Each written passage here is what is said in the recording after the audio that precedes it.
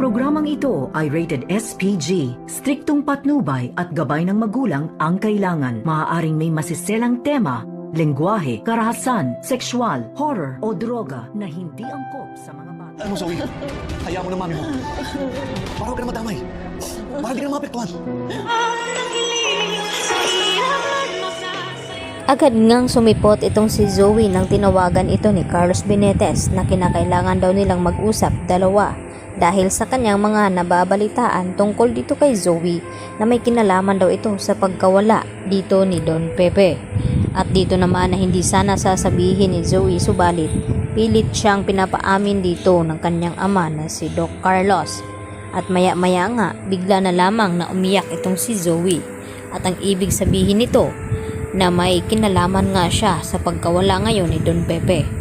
At dito naman na unti-unti na ngang ipinagtapat ni Zoe na kung bakit daw nila pinadukot at tinago itong si Don Pepe.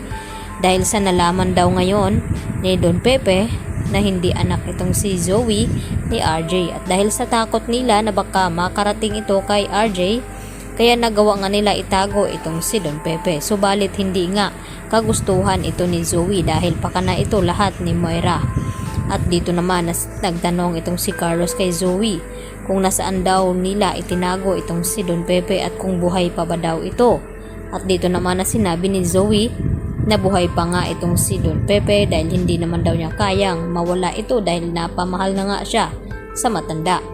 At dagdag ni Zoe na hindi daw niya alam kung nasaan dahil ito daw si Moira ang nagtago at may tauhan itong inutusan na pababantayan nga itong si Don Pepe.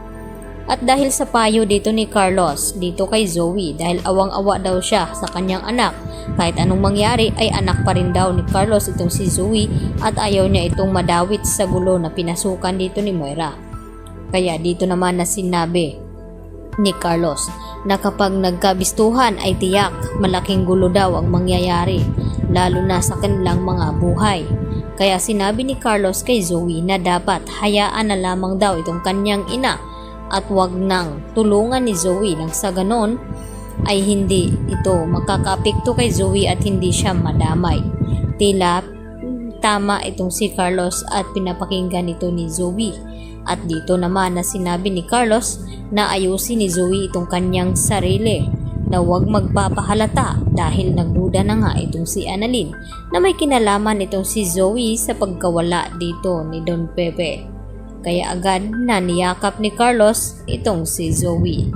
Sa kabilang banda, dahil sa ginawa nga dito ni Balahadya, ay agad naman na itawag ito ni Balahadya kay Moira na nagawa na nga ang ipinag-utos nito na pinaghuhukay itong matanda at tuluyan na nga itong pinapatahimik.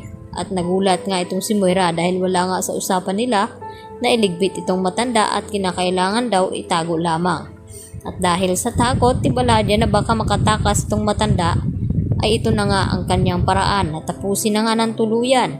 Kaya madadawit talaga itong si Moira lalo na itong si Zoe. Kaya naman pala agad na itinawag dito ni Moira kay Zoe na tinuluyan na nga nila itong si Don Pepe. Kaya nagulat itong si Zoe at sinabi na hindi na nga daw niya tutulungan ang ina. At dito naman na sinabi ni Moira na walang utang na loob itong si Zoe pagkatapos daw niya itong tinulungan. Sana hindi na lang daw niya ito ipinagtanggol. Dahil sa tulong nga ni Carlos at sa payo nito ay talagang isusuplong ngayon ni Zoe itong katiwalian na ginawa ni Moira at ni Balahadya at magsusumbong siya sa kanyang Daddy RJ na kung sino ba talaga ang may pakana ng lahat sa pagkawala dito ni Don Pepe at isa lamang ang suspect ng crime na ito ay walang iba kundi ito ngang si Moira. Lalo pat nadidiin ito ni Giselle itong si Moira. Yan ang ating pagkatutukan bukas mga kaabot kamay na pangarap.